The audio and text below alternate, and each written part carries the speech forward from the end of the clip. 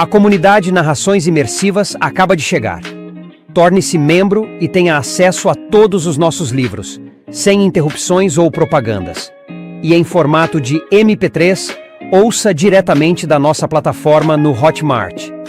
Por menos de uma Coca-Cola por mês, você assina nossa comunidade e apoia diretamente nosso trabalho. Não perca mais tempo e venha curtir mais uma forma de ouvir narrações imersivas. Link para assinar a comunidade na descrição ou no primeiro comentário fixado. Fique agora com mais um episódio imersivo. Saga Jogos Vorazes. A Cantiga dos Pássaros e das Serpentes, de Suzanne Collins. Lido por Gabriel Stauffer. 3. Coriolanus estava na plataforma de trem vazia esperando a chegada do seu tributo, com uma rosa branca de caule longo equilibrada com cuidado entre o polegar e o indicador. Tinha sido ideia de Tigris levar um presente. Ela havia chegado em casa tarde na noite da colheita, mas ele esperou acordado para se consultar com ela, para contar sobre suas humilhações e medos. Tigris se recusou a deixar a conversa se encaminhar para o desespero. Coriolanus receberia um prêmio, tinha que receber, e teria uma carreira universitária brilhante. Quanto ao apartamento, eles precisavam descobrir os detalhes específicos primeiro. Talvez o imposto não os afetasse, ou, mesmo que afetasse, talvez não fosse tão rápido. Talvez pudessem angariar o suficiente para os impostos. Mas ele não devia pensar em nada daquilo. Só nos jogos vorazes e em como torná-los um sucesso. Na festa da colheita de Fabricia, Tigris disse que todo mundo ficou louco por Lucy Greybeard. O tributo dele tinha ar de estrela. Os amigos dela declararam enquanto tomavam posca, embriagados. Os primos concordaram que ele precisava causar uma boa primeira impressão na garota para ela ficar disposta a trabalhar com ele. Ele devia tratá-la não como prisioneira condenada, mas como hóspede. Coriolanus decidiu recebê-la cedo na estação de trem. Daria vantagem a ele na tarefa, além de uma oportunidade de conquistar a confiança dela. Imagine como ela deve estar apavorada, Corio, dissera Tigris.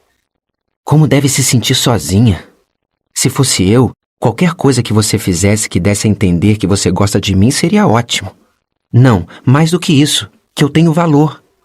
Leve alguma coisa para ela, uma lembrancinha, que mostre que você a valoriza. Coriolanus pensou nas rosas da avó, que ainda eram apreciadas na capital. A velha senhora cuidava arduamente delas no jardim de telhado que acompanhava a cobertura, tanto na parte externa quanto em uma pequena estufa. Mas ela distribuía as rosas como se fossem diamantes, e ele precisou de muita persuasão para obter aquela belezinha. Eu preciso me conectar com ela. Como você sempre diz, suas rosas abrem qualquer porta. O fato de sua avó permitir foi testemunho do quanto ela estava preocupada com a situação deles. 2 dias tinham se passado desde a colheita. A cidade continuava sofrendo com um calor opressivo, e apesar de ter acabado de amanhecer, a estação de trem começava a ferver. Coriolanus se sentiu exposto demais na plataforma ampla e deserta, mas não podia correr o risco de perder o trem. A única informação que conseguiu tirar do vizinho do andar de baixo, Remus Dolittle, um idealizador dos jogos em treinamento, era que chegaria na quarta-feira. Remus tinha se formado na universidade havia pouco tempo, e sua família pedira todos os favores que podia para conseguir aquele cargo para ele, que pagava o suficiente e oferecia uma boa oportunidade de futuro. Coriolanus poderia ter tentado conseguir a informação pela academia, mas não sabia se esperar o trem seria algo visto como ruim. Não havia regras propriamente, mas ele achava que a maioria dos colegas esperaria para conhecer os tributos em uma sessão supervisionada pela academia no dia seguinte. 1 hora se passou, 2, e nenhum tipo de trem apareceu. O sol entrava pelas vidraças do teto da estação. O suor escorria pelas suas costas, e a rosa, tão majestosa de manhã, começou a se curvar de resignação. Ele se perguntou se a ideia tinha sido ruim, e se ele não receberia nenhum tipo de agradecimento por recebê-la assim. Uma outra garota, uma típica, ficaria impressionada. Mas não havia nada de típico em Lucy Greybeard. Na verdade, havia algo de intimidador numa garota capaz de fazer uma apresentação tão ousada logo depois de uma agressão do prefeito. E isso logo após jogar uma cobra venenosa dentro do vestido de outra garota. Claro que ele não sabia se era venenosa, mas era isso que se pensava automaticamente, não? A garota era apavorante, na verdade. E ali estava ele, de uniforme, segurando uma rosa como um estudante apaixonado, esperando que ela... O quê? Gostasse dele? Confiasse nele? Não o matasse à primeira vista? A cooperação dela era imperativa. No dia anterior, Satíria fizera uma reunião de mentoria em que a primeira tarefa deles foi detalhada. Antigamente, os tributos iam diretamente para a arena, na manhã seguinte ao dia em que chegavam à capital. Mas o tempo tinha sido estendido, agora que os alunos da academia estavam envolvidos. Fora decidido que cada mentor entrevistaria seu tributo e teria 5 minutos para apresentá-los a Panem em um programa de televisão ao vivo. Se as pessoas tivessem alguém por quem torcer, talvez acabassem se interessando por assistir aos Jogos Vorazes. Se tudo corresse bem, seria uma programação de horário nobre. Os mentores talvez fossem até convidados para comentar sobre seus tributos durante os jogos. Coriolanos prometeu a si mesmo que seus 5 minutos seriam o destaque da noite. Mais uma hora se passou, e ele estava pronto para desistir quando um apito de trem soou no túnel. Nos primeiros meses da guerra, o apito sinalizava a chegada do seu pai do campo de batalha. Seu pai achava que, como magnata das munições, o serviço militar incrementava sua legitimidade no negócio da família. Com uma cabeça excelente para a estratégia, nervos de aço e uma presença dominante, ele subiu rápido de patente.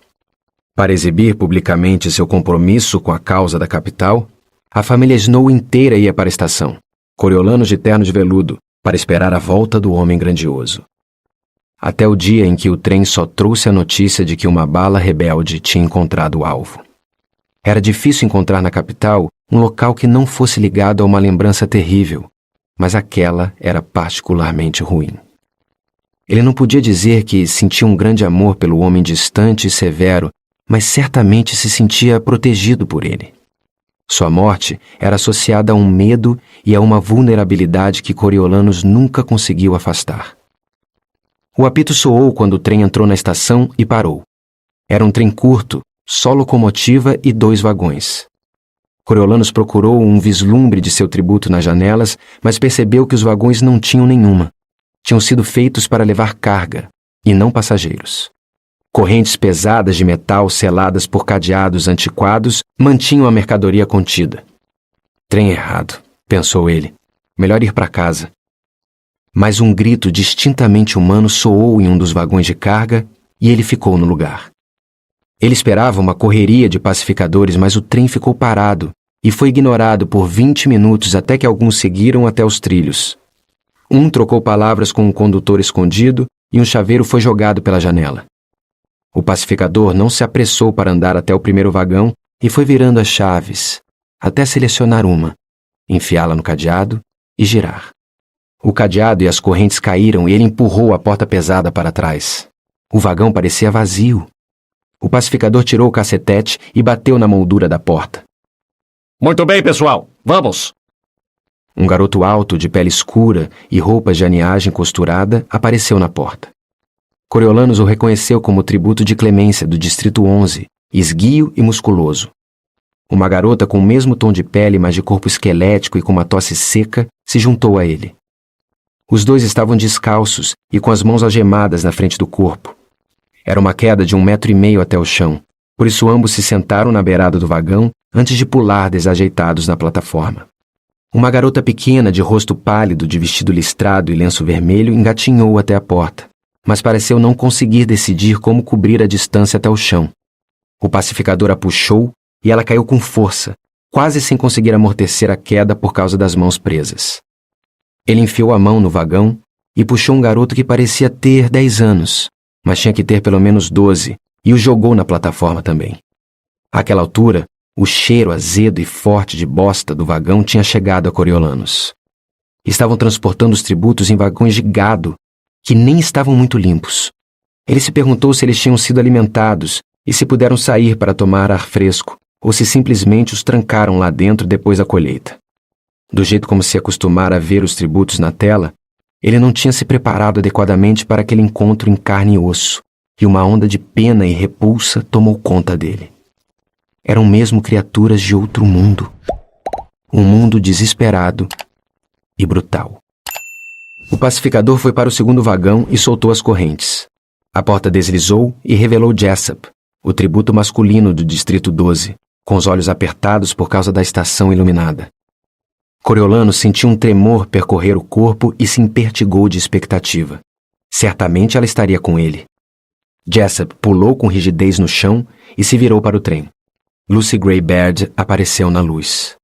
As mãos algemadas cobrindo parcialmente os olhos enquanto se ajustavam. Jessup levantou os braços, os pulsos tão distantes um do outro quanto a corrente permitia, e ela caiu para frente e o deixou segurá-la pela cintura e a colocar no chão com um gesto surpreendentemente gracioso.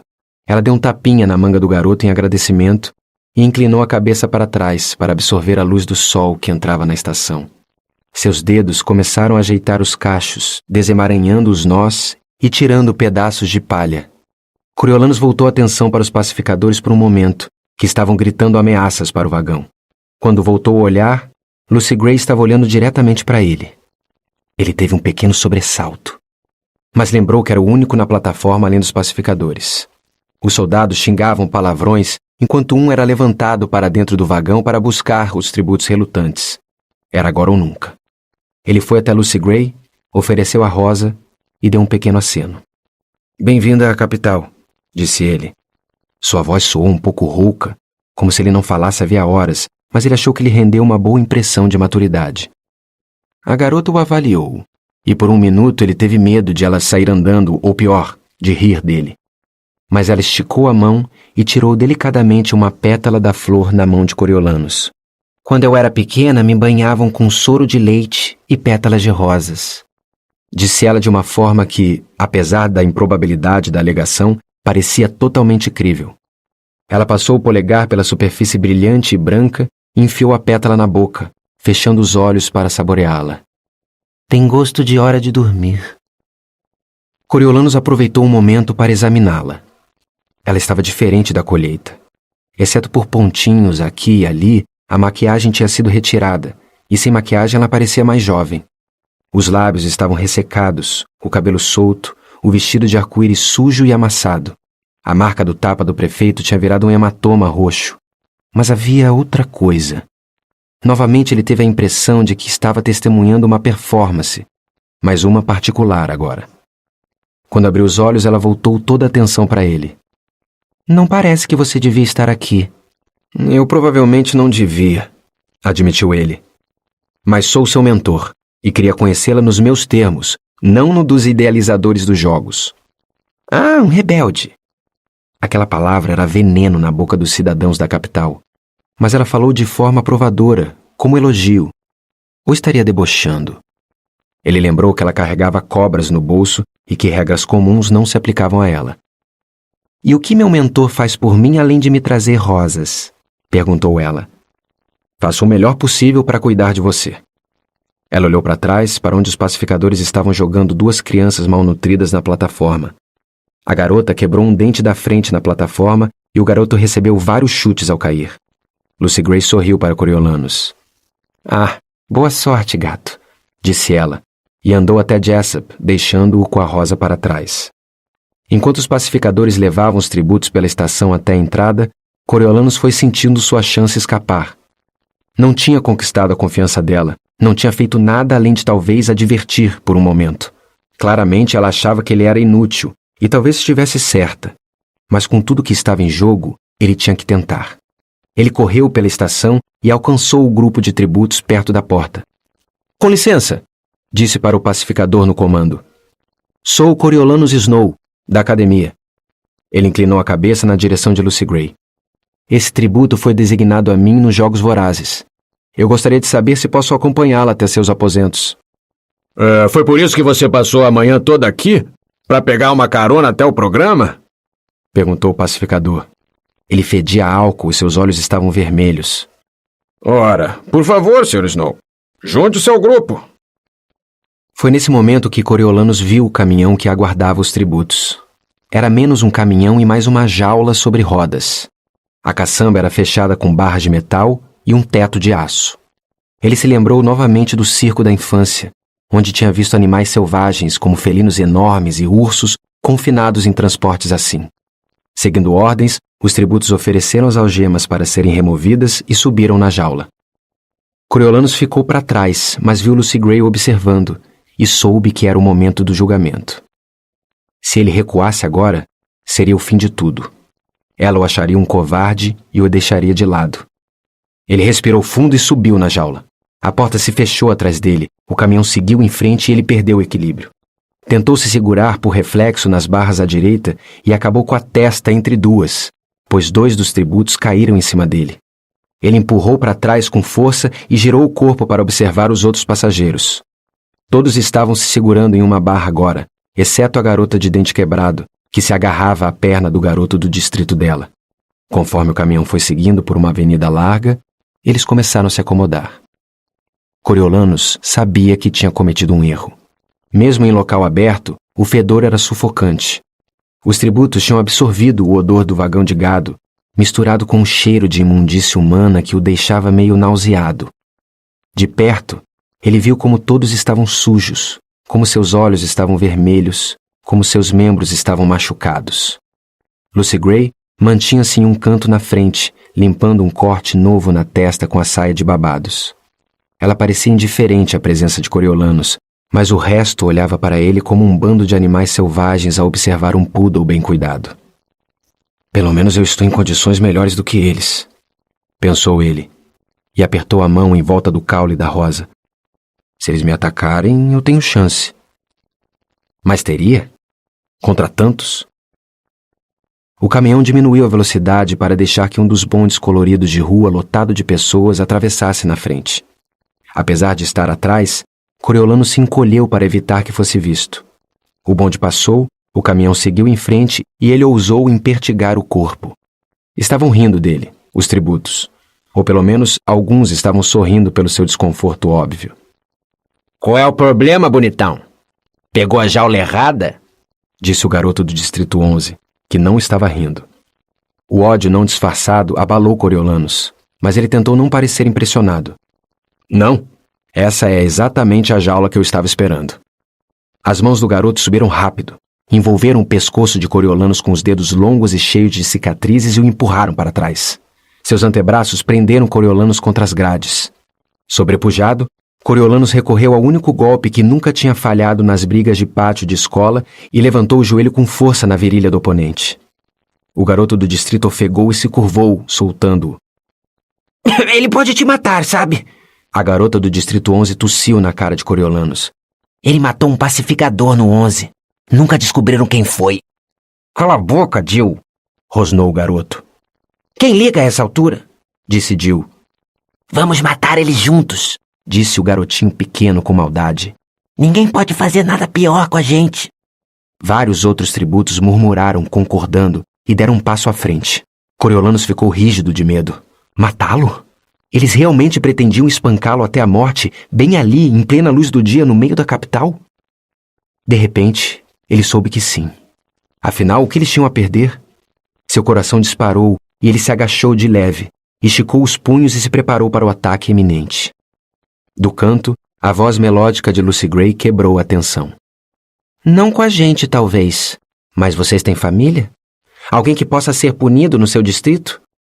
Isso pareceu fazer o ânimo dos demais tributos murchar. Ela se meteu no meio deles e parou entre o grupo e Coriolanus. Além do mais, ele é meu mentor. Tem que me ajudar. Eu posso precisar dele. Por que você tem um tutor? Perguntou Jill. Mentor. Cada um de vocês tem um, explicou Coriolanus, tentando parecer estar acima da situação. Então cadê eles? Desafiou Jill. Por que não vieram? Acho que não tiveram inspiração, disse Lucy Gray. Virando-se de costas para Jill, ela deu uma piscadela para Coriolanus. O caminhão entrou em uma rua estreita e parou no que parecia ser um beco sem saída. Coriolanus não sabia onde estava. Tentou lembrar onde os tributos ficavam nos anos anteriores. Não era no estábulo dos cavalos dos pacificadores? Sim, ele achava que tinha ouvido alguém falar disso. Assim que chegassem, ele encontraria um pacificador e explicaria as coisas. Talvez pedisse proteção, considerando a hostilidade. Depois da piscadela de Lucy Gray, talvez valesse a pena ficar.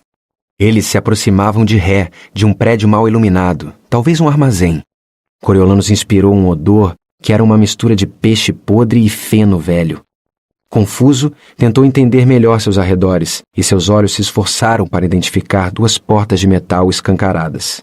Um pacificador abriu a porta traseira do caminhão, e antes que alguém pudesse sair, a caçamba foi inclinada e o jogou em uma placa de cimento frio e úmido.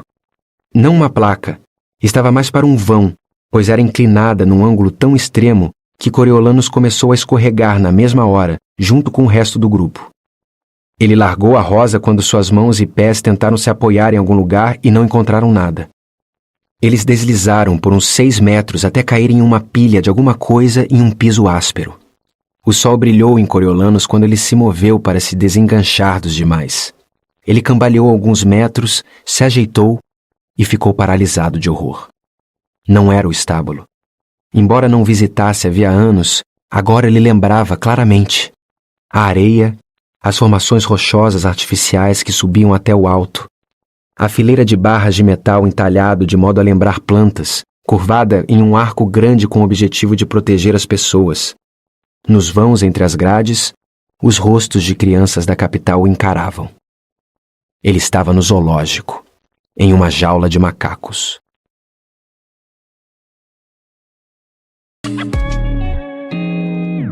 O canal Narrações Imersivas agradece por ter ouvido mais um episódio conosco.